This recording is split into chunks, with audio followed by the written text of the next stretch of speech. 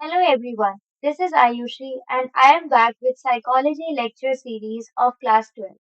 So आज हम पढ़ेंगे chapter 1 variations in psychological attributes का पार्ट 2 जिसमें हम जानेंगे intelligence and theories of intelligence के बारे में।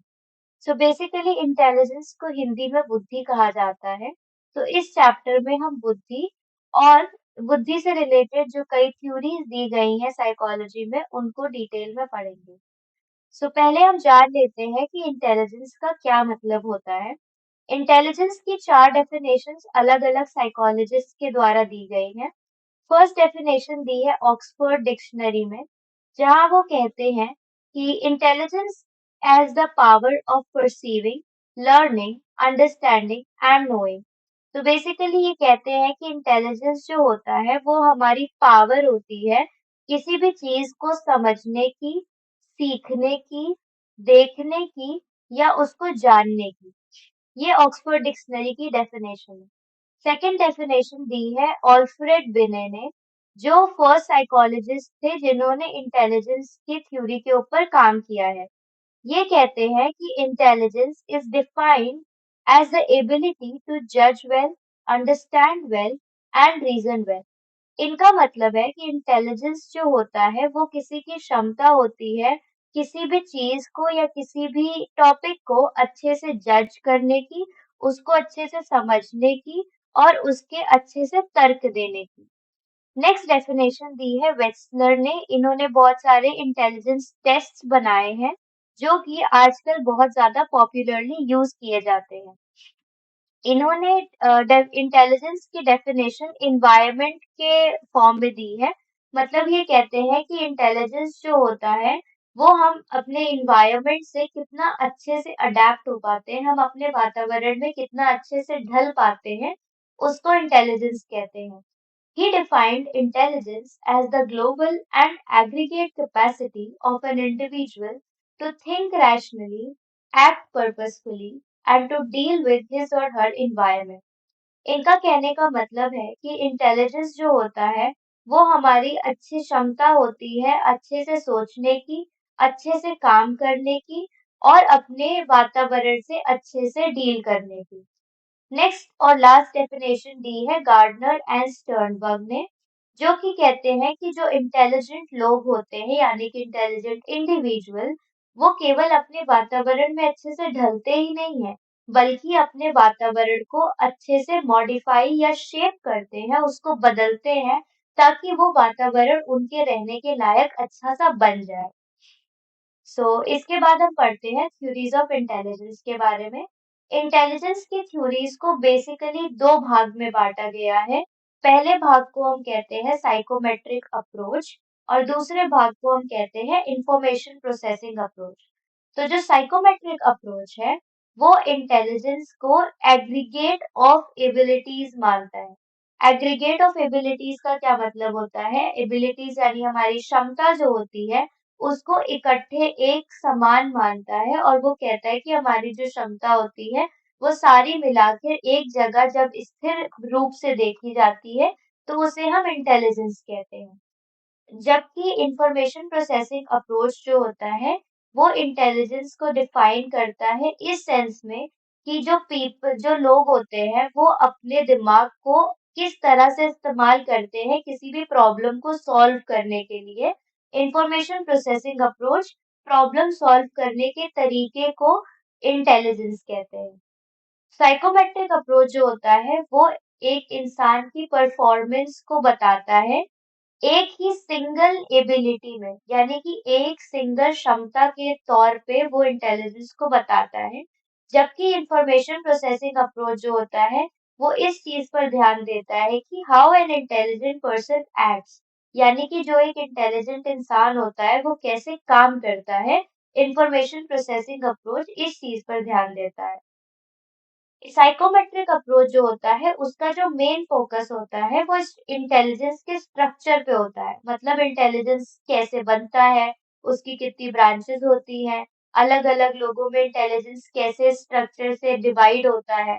तो इसीलिए इसको स्ट्रक्चरल अप्रोच भी कहा जाता है। जबकि इंफॉर्मेशन प्रोसेसिंग अप्रोच जो होता है वो इस चीज पर फोकस करता है कि एक इंटेलिजेंट पर्सन का व्यवहार उसके दिमागी फंक्शंस को कैसे अफेक्ट करता है। तो ये दोनों जो अप्रोचेस होते हैं, इन दोनों के अंदर कई तरह की थ्योरीज दी गई हैं, जो कि आने वाली स्लाइड्स में हम डिटेल में पढ़ेंगे। साइकोमेट्रिक अप्रोच की पहली थ्योरी है यूनिक फैक्टर थ्योरी या कि वन फैक्टर थ्योरी, जो कि फेमस साइकोलॉजिस्ट ऑल्फ्रेड बिने ने दी है। ये फर्स्ट साइकोलॉजिस्ट थे जिन्होंने इंटेलिजेंस के ऊपर काम किया है।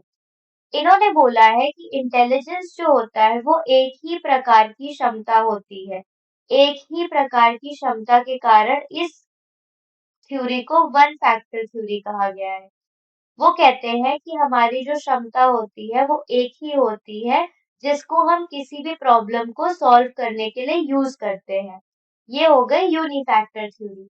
नेक्स्ट थ्योरी है टू फैक्टर थ्योरी, जो चार्ल्स स्पीयरमैन ने दी थी 1927 में। इन्होंने इस थ्योरी को फैक्टर एनालिसिस के मेथड से बनाया था।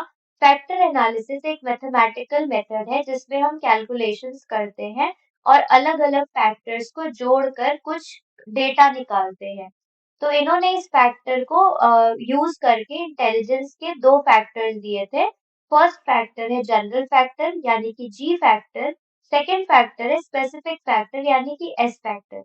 ये कहते हैं कि जो इंटेलिजेंस होता है वो एक एबिलिटी नहीं होती है, जबकि दो फैक्टर से बनी है। फर्स्ट फैक्टर जो होता है वो जनरल फैक्टर होता है, यानी कि जो प्राइमरी होता है और हर एक इंसान में होता है जनरल फैक्टर।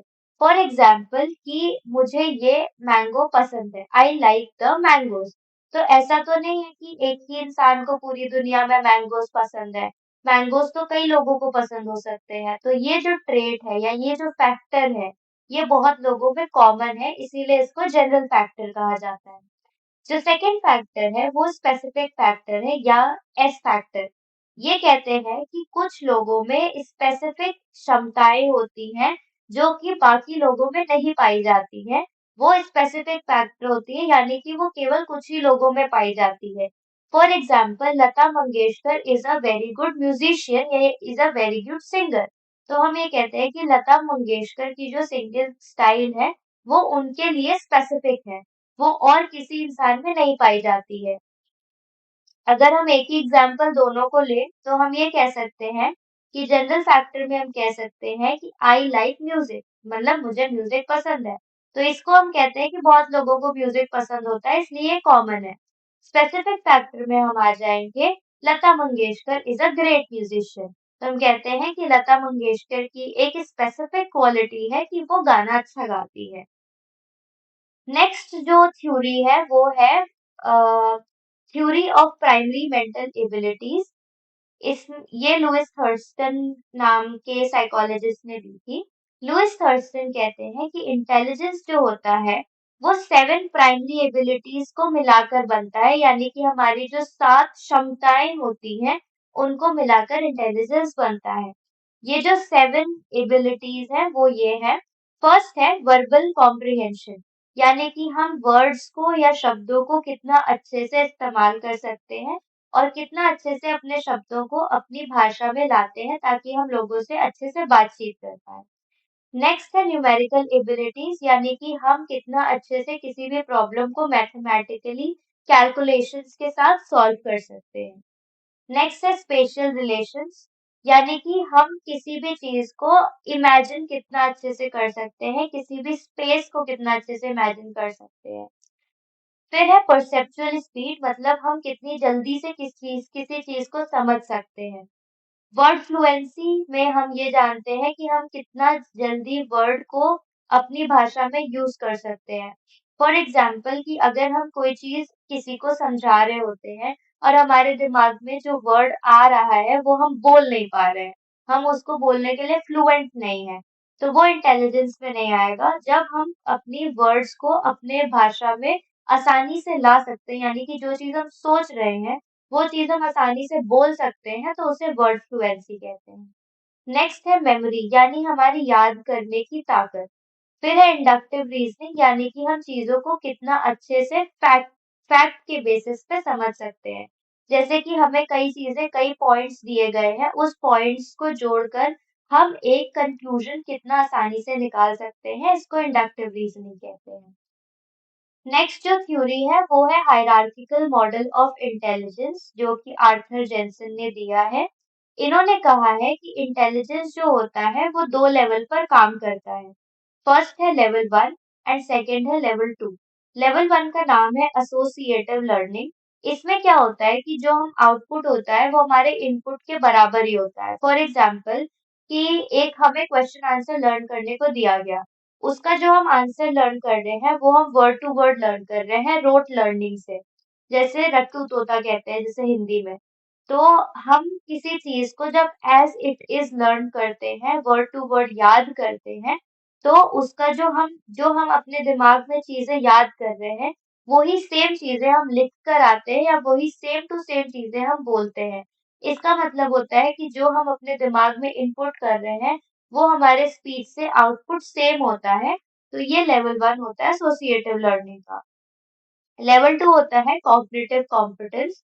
ये हायर ऑर्डर होता है जिसमें जो हमारा इनपुट होता है हम उसको अपने दिमाग के अंदर चेंज करते हैं, बदलते हैं, ताकि हम एक इफेक्टिव आउटपुट निकाल सकें।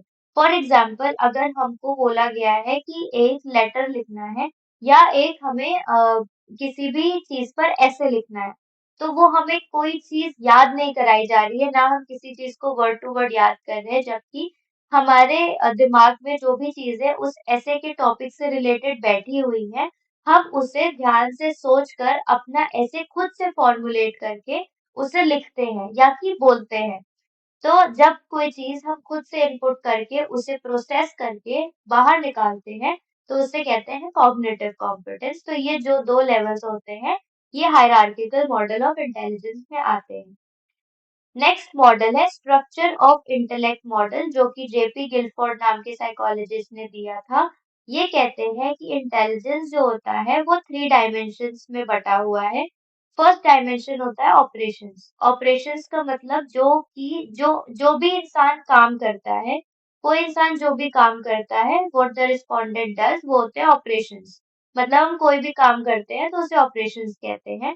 दीज इंक्लूड कॉग्निशन यानी कि हमारा सोच, मेमोरी यानी हमारी याददाश्त, मेमोरी रिकॉर्डिंग यानी हम कितना अच्छे से मेमोरी को अपने दिमाग में रिकॉर्ड कर सकते हैं, मेमोरी रिटेंशन यानी कि हम अपनी याददाश्त को कितना अच्छे से अपने जीवन में ला सकते हैं, डाइवर्जेंट प्रोडक्शन यानी कि हम एक टॉपिक के बारे में कितनी तरह से सोच सकते हैं, कन्वर्जेंट प्रोडक्शन मतलब बहुत सारी चीजों को इकट्ठे एक जगह पे बैठा के कैसे सोच सकते हैं, इवैल्यूएशन मानी हम एक चीज को कैसे अच्छे से इवैल्यूएट या मेजर कर सकते हैं, ये होते हैं ऑपरेशंस।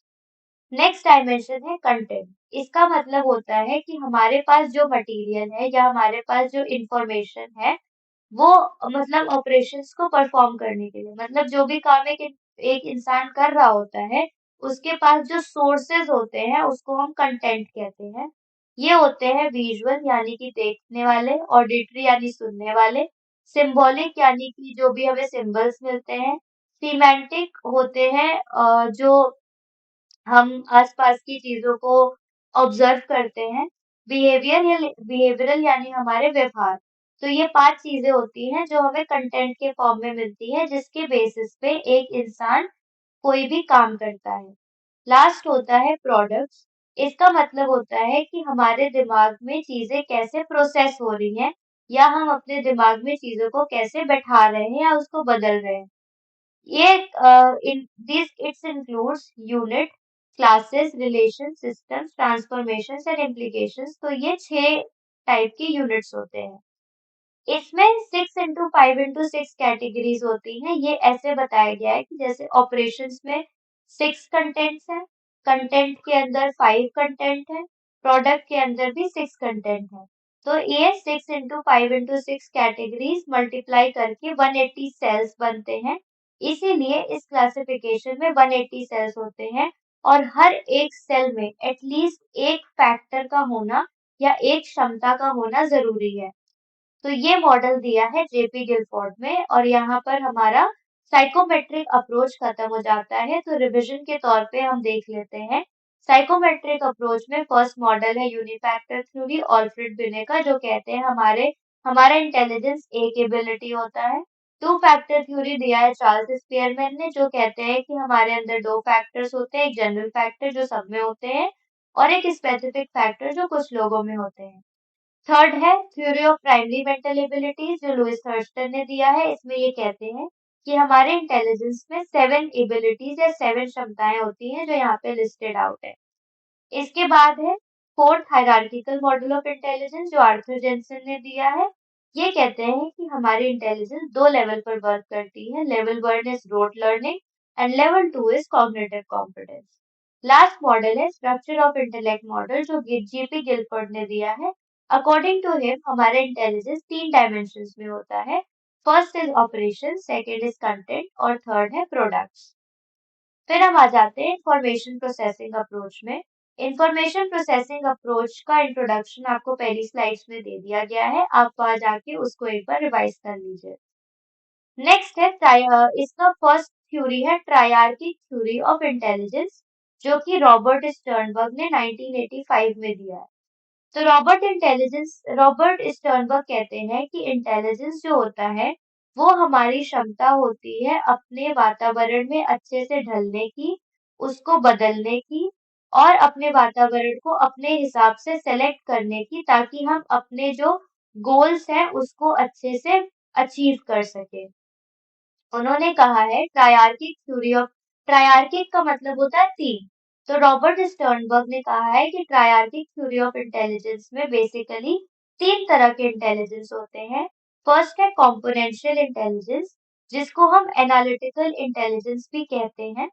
सेकेंड है एक्सपीरियंशियल इंटेलिजेंस, जिसको हम क्रिएटिव इंटेलिजेंस भी कहते हैं। एंड लास्ट है कॉन्टेक्सुअल इंटेलिजेंस, जिसको हम प्रैक्टिकल इंटेलिजेंस भी कहते हैं। तो फर्स्ट कॉम्पोनेंशियल इंटेलिजेंस में जो लोग होते हैं वो चीजों को एनालिटिकली सोचते हैं, they think analytically and critically, यानी कि वो चीजों को बहुत अच्छे से क्रिटिकली सोचते हैं, उसकी हर एक किसी भी टॉपिक के बारे में गहराई से सोचते हैं। ये कहते हैं कि कॉम्पोनेंशियल इंटेलिजेंस के 3 कंपोनेंट्स होते हैं। फर्स्ट है नॉलेज एक्विजिशन कंपोनेंट। इसका मतलब होता है कि हम कितनी अच्छे से चीजों को सीखते हैं या इंफॉर्मेशन को अपने अंदर लेते हैं। सेकेंड है हायर ऑर्डर कंपोनेंट, जिसका मतलब होता है कि हम प्लानिंग करते हैं, हम प्लानिंग कैसे करते हैं और क्या करते हैं। जो भी हमारे पास इंफॉर्मेशन आई है नॉलेज एक्विजिशन कंपोनेंट से, हम उस नॉलेज को कैसे प्लान करते हैं, ये होता है हायर ऑर्डर कंपोनेंट। लास्ट है परफॉर्मेंस कंपोनेंट, जो बताता है कि हम एक्चुअली चीजों को कैसे करते हैं। So this is componential intelligence. Second होता है एक्सपीरियंशियल इंटेलिजेंस, जिसको हम क्रिएटिव इंटेलिजेंस भी कहते हैं। एक्सपीरियंशियल इंटेलिजेंस में स्टर्नबर्ग बताते हैं कि हमारे जो पहले के एक्सपीरियंसेस है, यानी हम जो पहले से महसूस कर चुके हैं, उन चीजों को हम कितना अच्छे से यूज करते हैं अपनी प्रेजेंट प्रॉब्लम को सॉल्व करने के लिए, to solve novel problems. For example, जैसे आज हमको प्रॉब्लम आई है कि हमारे एग्जामिनेशन में रिजल्ट अच्छे नहीं आए, तो हमारे पास्ट एक्सपीरियंसेस यानी हमने पहले जो एग्जामिनेशंस दिए हैं उसमें हमारे रिजल्ट जिस एग्जाम में अच्छे हैं, फिर हम सोचेंगे कि उस एग्जाम में हमारे रिजल्ट अच्छे होने के क्या-क्या कारण हैं, हमने किस-किस तरह से चीजें प्रिपेयर की थी कि हमारा रिजल्ट अच्छा आया है। तो उस पास्ट एक्सपीरियंस को हम अभी प्रेजेंट की प्रॉब्लम में, जो कि हमारे रिजल्ट अच्छा नहीं आया है, उस प्रॉब्लम में यूज करेंगे, ताकि हमारे आने वाले रिजल्ट पे अफेक्ट ना पड़े और हमारा आने वाला रिजल्ट अच्छा हो। ज्यादातर एक्सपीरियंशियल इंटेलिजेंस जो होता है वो साइंटिस्ट यूज करते हैं नई प्रॉब्लम्स को सॉल्व करने के लिए। लास्ट है कॉन्टेक्सुअल इंटेलिजेंस, जिसको हम प्रैक्टिकल इंटेलिजेंस भी कहते हैं। इसमें होता है कि हम हमारे अंदर कितनी क्षमता है अपने वातावरण के प्रॉब्लम्स से डील करने के लिए। मतलब हम जो रोज की जिंदगी में जो जो प्रॉब्लम्स हमारे पास आती हैं, हम उसको कितना अच्छे से डील कर सकते हैं, उसको कहते हैं कॉन्टेक्सुअल इंटेलिजेंस। जो लोग कॉन्टेक्सुअल इंटेलिजेंस में अच्छे होते हैं उन्हें स्ट्रीट स्मार्ट भी कहते हैं या बिजनेस सेंस भी कहते हैं। फॉर एग्जाम्पल, अगर हम किसी ऐसे माहौल में रहते हैं जहाँ हमें रोज रोज शोरगुल होता है या पोल्यूशन प्रदूषण बहुत ज्यादा है, तो हम उस चीज को कैसे मैनेज करते हैं उसको कहते हैं contextual intelligence. Next theory information processing approach के अंदर आती है planning, attention arousal and simultaneous and successive processing model. इसको हम शॉर्ट फॉर्म में पास मॉडल भी कहते हैं, जो कि JP Das, Jack Naglieri and Kirby, तीन साइकोलॉजिस्ट ने दी थी 1994 में। ये कहते हैं कि जो हमारा इंटेलिजेंस होता है वो तीन सिस्टम पे वर्क करता है जिनको फंक्शनल यूनिट्स ऑफ ब्रेन भी कहा जाता है। दास एंड नेग्लियरी जो दो साइकोलॉजिस्ट हैं, उन्होंने एक टेस्ट भी डेवलप किया है जिसका नाम है कॉग्निटिव असेसमेंट सिस्टम। ये जो टेस्ट है, ये वर्बल यानी कि जो हम लिखते हैं और बोलते हैं, और नॉन वर्बल यानी कि जो हम टास्क करते हैं, कोई भी चीज करते हैं बिना लिखे या बिना बोले, उसे नॉन वर्बल कहते हैं। तो इस टेस्ट में वर्बल यानी बोलने और नॉन वर्बल यानी ना बोलने दोनों तरह के टेस्ट किए गए हैं, जो कि स्कूल जाने वाले बच्चों के ऊपर किया जाता है, उनके कॉग्निटिव एबिलिटीज के बारे में जानने के लिए। ये बेसिकली 5 से 18 साल के बच्चों के ऊपर किया जाता है। तो पास मॉडल में बताया है कि जो थ्री न्यूरोलॉजिकल सिस्टम्स होते हैं वो होते हैं अटेंशन अराउजल, सेकंड होता है simultaneous and successive processing, and last होता है प्लानिंग। अटेंशन अराउजल में होता है जब भी हमारे सामने कोई चीज आती है, कोई भी स्टिमुलाई आती है, उससे हम कितना जल्दी प्रभावित होते हैं या हम उसको कितना जल्दी उस पर ध्यान देते हैं, इसको अटेंशन अराउजल कहते हैं। जब भी कोई स्टिमुलाई हमारे पास आता है, हम उससे अराउज हो जाते हैं और उसके बाद हम उस पर ध्यान देते हैं। तो जब हम किसी चीज पर बहुत ज्यादा या बहुत कम ध्यान देते हैं तो वो चीज अच्छी नहीं होती। एक जरूरी अमाउंट ऑफ ध्यान किसी भी चीज पर देना आवश्यक होता है। ध्यान देने के बाद नेक्स्ट स्टेप जो होता है वो हमारे दिमाग में प्रोसेस करने का होता है। जब हम किसी चीज पर ध्यान दे देते हैं, फिर वो चीज हमारे दिमाग तक पहुंच जाती है। फिर हम उसके अपने दिमाग में उसको कैसे प्रोसेस करते हैं, उसको कहते हैं साइमल्टेनियस एंड सक्सेसिव प्रोसेसिंग। तो साइमल्टेनियस प्रोसेसिंग जो होती है वो होता है इंफॉर्मेशन को अपने दिमाग में ले जाना, जब चीजों को हम एक दूसरे से रिलेट करके देखते हैं। फॉर एग्जाम्पल, अगर हम आज हमें किसी सब्जेक्ट का एग्जाम देना है, फॉर एग्जाम्पल हमें हिस्ट्री का एग्जाम देना है, क्लास 10th का, तो हम क्लास 10th की हिस्ट्री को क्लास 8 की हिस्ट्री से रिलेट करेंगे और ये देखेंगे कि क्लास 8 के कौन कौन से कॉन्सेप्ट्स क्लास 10th के कॉन्सेप्ट्स में भी लग रहे हैं। तो जब हम उन दोनों कॉन्सेप्ट्स को एक दूसरे से मैच करेंगे और उसको रिलेट करके अपने नॉलेज सिस्टम में लेंगे, तो उसको हम कहते हैं साइमल्टेनियस प्रोसेसिंग। इसका बहुत ही कॉमन और इम्पोर्टेंट एग्जाम्पल है रेवेन्स प्रोग्रेसिव मैट्रिसेस, जो एक टेस्ट है। इसमें क्या होता है कि आपको 4 ब्लॉक दे दिए जाते हैं जिसमें से एक ब्लॉक गायब कर दिया जाता है और आपको 4 ऑप्शंस दिए जाते हैं उन ब्लॉक्स का, कि जो हटाया हुआ ब्लॉक है वहां पर इन चारों ऑप्शंस में से कौन सा ब्लॉक फिट होगा। ये होता है रेवेन्स प्रोग्रेसिव मैट्रिसेस। नेक्स्ट है सक्सेसिव प्रोसेसिंग। इसमें क्या होता है, जब हम सारी इंफॉर्मेशन को एक सीरियल ऑर्डर में अपने दिमाग में बैठाते हैं तो उसे सक्सेसिव प्रोसेसिंग कहते हैं। जिससे क्या होता है कि एक आइटम जो हम याद करते हैं वो दूसरे आइटम को याद करने की हमें ताकत देता है। फॉर एग्जाम्पल, जब हम अल्फाबेट्स लर्न करते हैं ABCDEFGH, तो हमें पता होता है कि बी के बाद सी आएगा। तो जब हम उसको सीरियली याद करते हैं तो हमें याद आ जाता है कि बी के बाद सी ही आएगा, डी नहीं आएगा। तो ये होता है सीरियल लर्निंग यानी सक्सेसिव प्रोसेसिंग। लास्ट होता है प्लानिंग। इसमें अटेंशन, जब हम चीज को अटेंड कर लेते हैं, आप उस पर ध्यान दे देते हैं। हाँ, फिर सक्सेसिव और साइमल्टेनियस प्रोसेसिंग से वो चीजें हमारे दिमाग में बैठ जाती है, हम उसको अच्छे से इंफॉर्मेशन प्रोसेस कर लेते हैं। फिर आता है स्टेप प्लानिंग का, यानी कि हम चीजों को कैसे अपने जिंदगी में इम्प्लीमेंट करते हैं। जो चीज हम अपने दिमाग में प्रोसेस कर चुके हैं, हम उसको अपने जिंदगी में कैसे इम्प्लीमेंट करते हैं। इसमें होता है कि think of the possible courses of action, यानी कि हम देखते हैं कि हम किस किस तरह से चीजों पर एक्ट कर सकते हैं। उनको अपने इम्प्लीमेंट कर सकते हैं ज़िंदगी में और उनकी जो कॉन्सिक्वेंसेज़ होती हैं या वो कितने अच्छे से काम आ रही हैं, उनको इवैल्यूएट भी कर सकते हैं। अगर हमारा प्लान काम कर जाता है, तो बहुत अच्छी बात है और अगर हमारा प्लान नहीं काम करता है, तो हम उसे मॉडिफ़ाई करते हैं या बदलते हैं, जो भी हमें प्रॉब्लम होती है, उसको सॉल्व करने के लिए।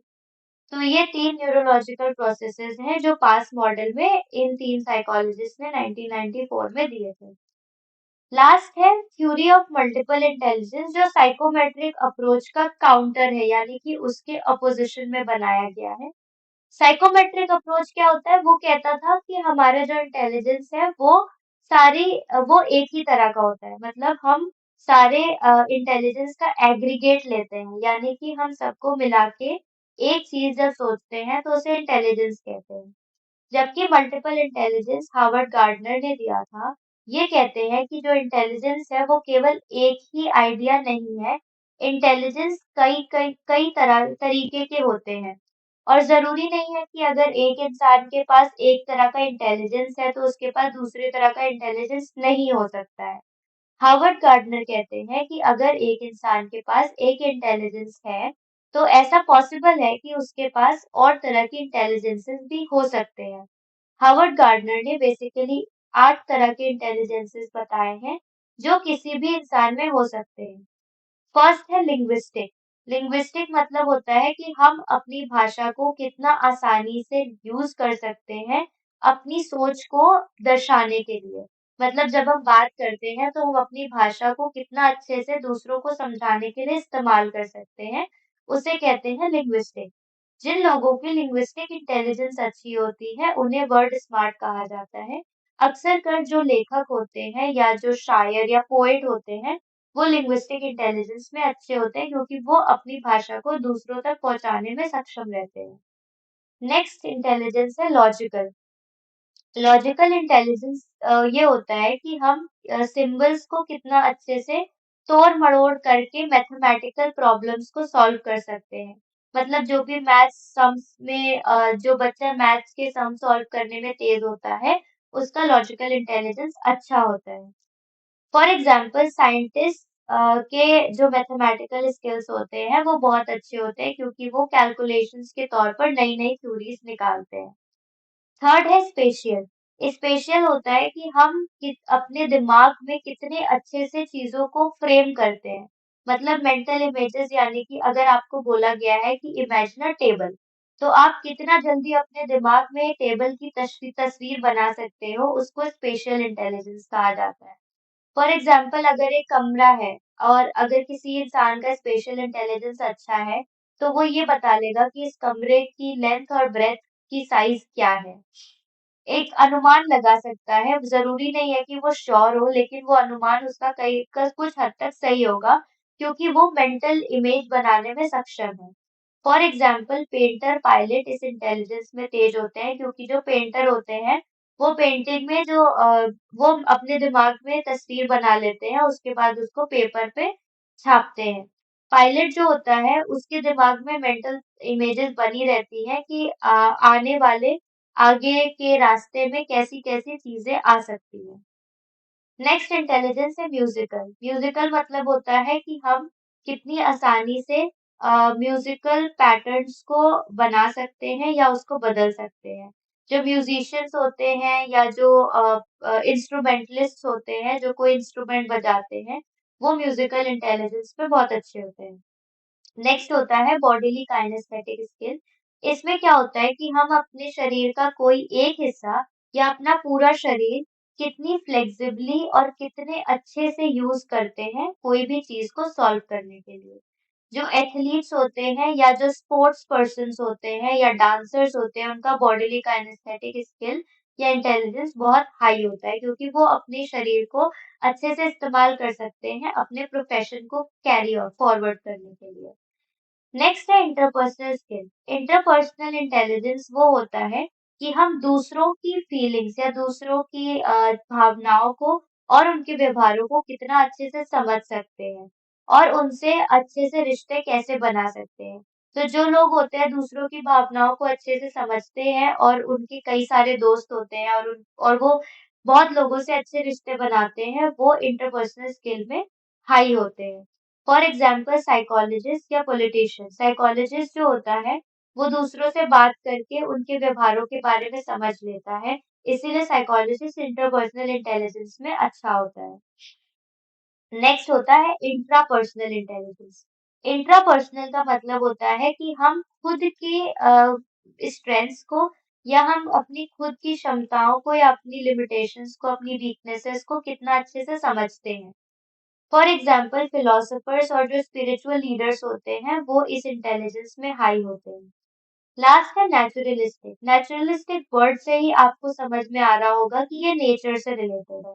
इस इंटेलिजेंस में जो होता है वो हम कितना अच्छे से अपने वातावरण या फ्लोरा फौना जानवरों या पेड़ पौधों से कितना अच्छे से उन लोगों को जानते हैं, इसको नेचुरलिस्टिक इंटेलिजेंस में कहा जाता है।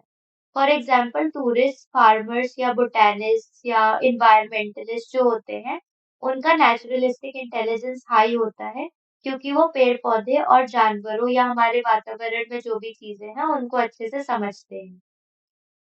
तो ये इंटेलिजेंस और थ्योरीज ऑफ इंटेलिजेंस में अगर आपको कोई भी डाउट है या कोई भी क्वेश्चन है, तो कमेंट सेक्शन में अपनी क्वेरीज ड्रॉप कर दीजिए। हमको उस क्वेरीज का आंसर करने में बहुत खुशी होगी। पार्ट 3 इस चैप्टर के पार्ट 3 को जानने के लिए और ऐसी ही साइकोलॉजिकल वीडियोस के लिए गुरुकुल चैनल को सब्सक्राइब करना ना भूलें।